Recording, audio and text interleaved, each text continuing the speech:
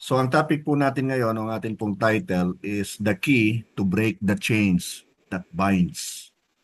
Marami po sa atin, alaman natin na ito o hindi ay gapos ng tanikala. Ang tanikala pong ito ay maaaring physical, maaaring habitual, o spiritual. So ano ang tanikala sa iyong buhay ang kailangang maalis? Kailangang malagot? Naipag-pray mo na ba ito? Humingi ka na ba ng tulong sa iba na ipag-pray na malagot na nga ito? Ang susi po sa bawat tanikala na gumagapos po sa atin ay prayer. Ngunit kapag hindi natin ginamit ang susi, hindi tayo nag-pray, patuloy po tayong igagapos ng tanikalang ito. Marami po tayong mababasa sa Bible na nagpapatunay na sinasagot po ng Diyos ang prayer. Narito po ang ilang halimbawa na gusto kong i-share sa inyo na mga panalangin ng mga ordinaryong tao that were powerful prayers, yung kanila pong mga binigkas. Ang halimbawa po ay si Moses. Nagpray po si Moses at iniligtas po ng Diyos ang Israel sa judgment. Nagpray po si Joshua and God caused the sun to stand still. Nagpray po si Hannah, na asawa ni Elkanah, at binigyan po siya ng Diyos ng baby boy, although siya po ay barren, na naging si Prophet Samuel. Nagpray po si Solomon at pinagkalooban po siya ng Diyos ng wisdom. Of course, nagpray po si Elijah the prophet at nagpadala po ng apoy ang Diyos mula sa langit. Nagpray si Jonah the prophet at inilabas po siya ng Diyos mula sa tiyan ng dambuhalang isda. And nagpray po si Peter at binuhay po ng Diyos mula sa kamatayan si Dorcas. At marami pa pong examples ng mga prayers ng mga ordinary people na sinagot po ng extraordinary God. Ngayon, maaaring iniisip mo, ang mga taong ito ay mga powerful prayer warriors. At ikaw naman ay hindi. Alam mo na ikaw isang ordinaryong tao lamang. Hindi ka kabilang sa kategorya nila. Of course, kapatid kaibigan, makinig kang mabuti kabilang ka. Ikaw at ako'y mga ordinaryong tao lamang na katulad din nila. Ngunit naniwala at nagtiwala po sila sa isang napaka-extraordinaryong Diyos. Yun ang malaking kaibahan. Okay? They believe in God, that God can work miracles, and that God answers prayers. Kaya tayo man po ay dapat maniwala at magtiwala rin sa Diyos na hindi nagbabago noon, ngayon at magpakailanman. Sa Diyos ng posible at ng mga imposible. Sa Diyos na nagliligtas, sa Diyos na nagpapagaling at nagpapalaya, sa Diyos na gumagawa ng higit pa sa ating inaasahan o nai-imagine. Kailangan po natin magtiwala sa Diyos na nagmamahal at nagmamalasakit sa atin. Kailangan natin magtiwala sa Kanya na nagpapala sa atin sa bawat sandali ng ating buhay. Maging sa ngayon, sa sandali nito. Kailangan po nating magtiwala sa Diyos na sumasagot ng ating mga prayers. So, anong tanikala o mga tanikala sa buhay mo ang kailangang putulin, lagutin sa pamamagitan ng prayer? Anong himala ang kailangan mong ipag-pray? Anong himala ang kailangan mo na ipag-pray para sa iyo ng church na kinabibilangan mo? And in our case, ng Firm Worship Center. Ako po'y naniniwala sa kapangyarihan ng prayer. Sa totoo lamang po. At kapag tayo nag-pray, nakikinig ang Diyos at tinutugon ng Diyos yung mga prayer request natin. Lalo na po kapag ito talaga ay ayon sa kanyang kalooban. You see, kapatid kaibigan, mga kamanggagawa, sa pamamagitan po ng prayer, walang problema ang hindi malulutas. Walang kabigatan ang hindi gagaan. Walang bagyo ang hindi huhupa. Walang kalungkutan ang hindi maaaring ma-comfort. Walang sugat ang hindi maaaring maghilom. Walang bumagsak ang hindi makakabangon.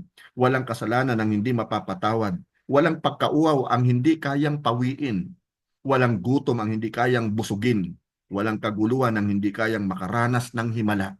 Walang tanikalang hindi kayang tanggalin.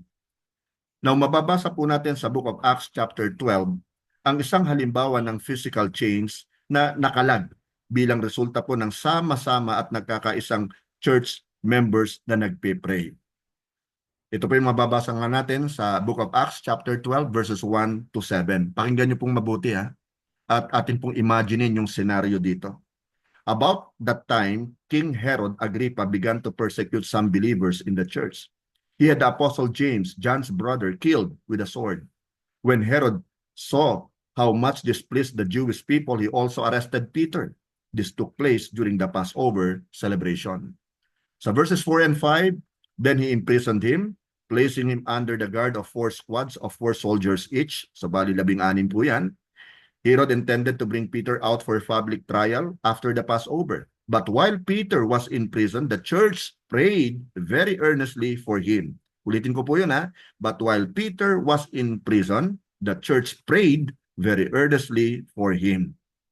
Now, sa verses 6 and 7, nakasulat po, the night before Peter was to be placed on trial, he was asleep. Nakatulog siya, fastened with two chains between two soldiers. Others stood guard at the prison gate. Suddenly, there was a bright light in the cell, and an angel of the Lord stood before Peter. The angel struck him on the side to awaken him and said, "Quick, get up!" And the chains fell off his wrist. Ang church po na binubuo ng mga lingkod ng Diyos ay nag-pray. Ano nangyari? Nakalag, nalagot o natanggal po ang mga tanikala o kadena. Pinalaya po ng Diyos si Peter mula po sa bilangguan. Ngayon, bilang mga lingkod ng Diyos, kailangan po natin mag-pray at magtiwala sa Diyos sa gitna po ng mga pagsubok, sa gitna ng mga problema at mga paghihirap. Kailangan natin malaman na kaya ng Diyos na tanggalin ang mga tanikalang gumagapos po sa atin. Maaaring yan po ay isang habit na hindi mo na maiwasan, masamang habit. Now, gagawin ni Satanas ang lahat ng kanyang magagawa para wasakin ang buhay mo. But praise God dahil nakasulat po sa 1 John chapter 4 verse 4. Greater is he who is in you than he that is in the world. Glory to God. Kaya po sa gitna ng mga problema at pagsubok, patuloy lang po tayong magtiwala sa Diyos na makapangyarihan sa lahat. Sa Diyos na umiibig sa atin. Sa Diyos na hindi nagkukulang. Sa Diyos na tumutugon sa mga bawat panalangin po natin. Sa gitna ng kahit na pinakamabigat na problema, maaari po nating panghawakan at ideklara ang nakasulat po sa 1 Corinthians chapter 15 verse 57. But thanks be to God, He gives us the victory through our Lord Jesus Christ. Victory is ours, kapatid kaibigan. Tatandaan natin yon. Nakakaranas man po tayo ng mga hindi magagandang bagay, kapatid, victory is still yours because of what Jesus did at the cross of Calvary. So you see, the early church prayed through the problem. Kapatid, kamanggagawa sa Panginoon, hindi po ito panahon para tayo po'y mag-quit. Hindi po ito ang panahon para tayo po'y umatras o tumigil. Hindi po ito ang panahon para tayo po'y magtago. Ito po'y panahon para tayo po ay mag-pray and pray fervently, pray earnestly. Hindi lamang ang mga prayer warriors, hindi lamang yung mga intercessors. Ang bawat mananampalataya ay nagkaisa po sa panalangin at sumagot ang Diyos patungkol po sa kanilang prayer kay Peter. At dapat gawin po natin itong modelo. Gawin po natin silang huwaran. Gawin natin silang halimbawa bilang church ng ating Panginoon. Ang mga mananampalataya po ay nagpe-pray sa tahanan ng nanay ni John Mark. At ang Diyos ay sumagot sa bilangguan kung saan si Peter ay natutulog. Nag-pray po sila sa isang lugar at sinagot ng Diyos ang prayer nila sa ibang lugar. You see, our God is not limited by time nor place. Kaya kapag tayo po'y magpe-pray para sa isang bagay o sa isang tao saan man ang mga ito naroroon, manampalataya po tayo na sasagutin tayo ng Diyos. Hindi siya bingi, kapatid, at hindi maiksi ang kanyang kamay para iabot sa atin yung mga answers sa atin pong prayers. Sinabi po ni Jesus sa book of Matthew chapter 21 verse 22 ang ganito, you can pray for anything, and if you have faith, you will receive it. So you see, very powerful po yan. Si Jesus na po ang nagsabi niyan, kapatid. Panghawakan natin ang kanyang salita, panghawakan po natin ang kanyang pangako.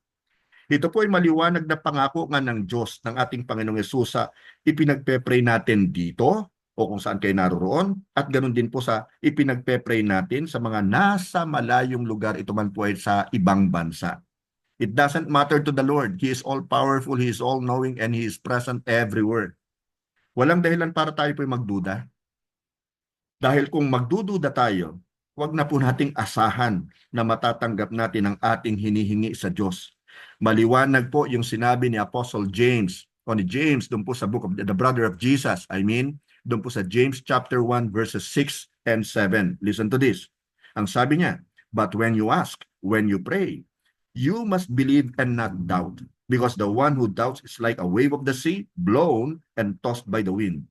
That person, listen to this, should not expect to receive anything from the Lord. Kaya tigilan na po natin yung pagdududa, kapatid. Paghihingi tayo sa Diyos, tsakin natin na ito'y naayon sa kanyang kalooban at huwag nating pagdudahan yung kapangyarihan ng Diyos. Lahat ng bagay kaya niyang gawin. There's nothing too hard for the Lord. Always remember that.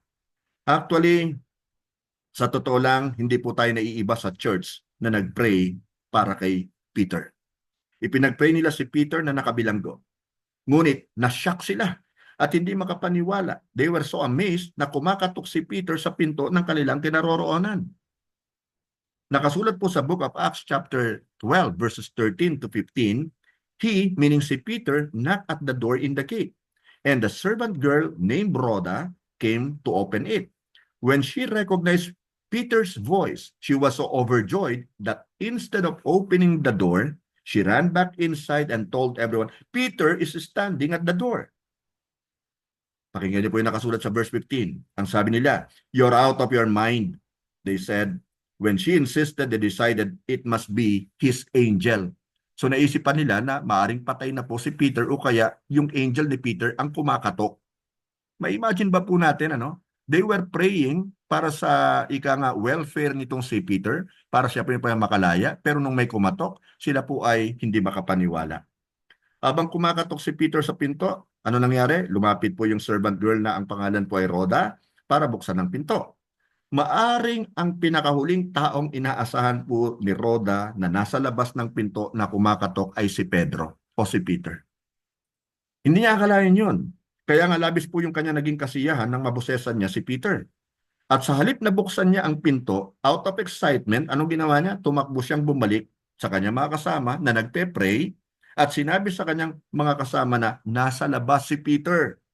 Ipinag-pray po nila si Peter, ngunit hindi nila inaasahan na sasagutin sila ng Diyos in the affirmative. Ang sagot nila kay Rhoda, nasisiraan ka na yata ng bait, nahihibang ka na yata. Nang ipinagpipilitan po ni Rhoda na si Peter ngayon, hindi pa rin naniniwala ang mga ito. At sinabi sa kanya na baka anghel yon ni Peter. Ayaw pa rin nilang maniwala hanggang sa makita na po nila si Peter in person, face to face. Now, hindi ko alam kung gaano katagal kinumbinsi ni Rhoda ang kanyang mga kasama na sinagot na ng Diyos ang prayer nila para kay Peter. Samantala, patuloy po sa pagkatok si Peter. And finally, nang makita nila si Peter, sila nga po ay na-amaze, namangha po sila, halos hindi sila makapaniwala, at sinenyasan po sila ni Peter na tumahimik. At ikinwento niya sa kanila kung paano siya pinalabas ng Panginoon sa bilangguan. So kapatid kaibigan, kamanggagawa, kailangan po natin lubos na magtiwala sa Diyos. Tatandaan natin yun ha, lalapit tayo sa kanya, siya po yung ating ama eh. At wala po siyang iniisip na atin pong ikasasama. Lahat po ng iniisip niya at nais niyang ibigay sa atin ay para po sa ating ikabubuti. Kaya magtiwala po tayo ng lubos sa Kanya. Sa halip na isipin po natin na kaya ng Diyos ang prayers natin, of course alam naman po natin na kaya niya, pero mas maganda ang isipin po natin ay tsak na sasagutin ng Diyos ang prayers natin, especially kagaya ng sinabi ko po kanina kapag ito po'y naaayon sa Kanya pong kalooban. So, we need to expect great things from God this year, 2025. Great things from God na po talaga yung i-expect natin o inaasahan natin mula sa ating Panginoon. Hindi na yung mga maliliit na bagay lang. Kapatid, yung mga greater things na. Now, circumstances and situations and problems may come. And as a church, we need to pray about them. Kailangan po natin mag-pray until something happens. Remember niyo po yung acronym na PUSH, pray until something happens. Diyos ang magbibigay ng liwanag sa dilim. Tandaan po natin to. God can answer every prayer. God can break every chain. So sa gabing ito, kung gusto nating maging powerful prayer warriors, kailangan po nating piliin ang mas mabuti. May choice naman tayo eh. Anong ibig ko sabihin? We can pray, believe, and receive, or we can pray, doubt, and go without.